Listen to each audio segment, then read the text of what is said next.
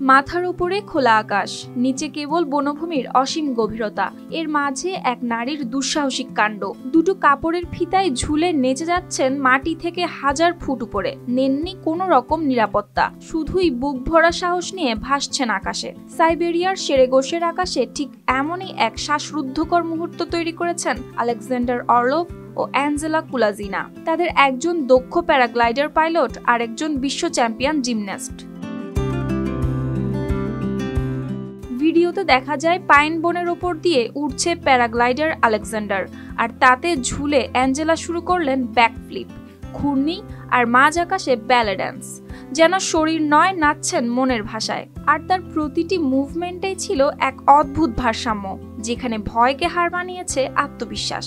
কিন্তু কাজটি মোটেও সহজ ছিল না তার জন্য। প্রথম 2 বার খারাপ আবহাওয়ার কারণে বাতিল করতে হয়েছিল সমস্ত আয়োজন, কিন্তু তৃতীয়বারের চেষ্টায় সফল হন তিনি। তখনই করে ফেলেন তার এই জাদুকরী পারফরম্যান্স।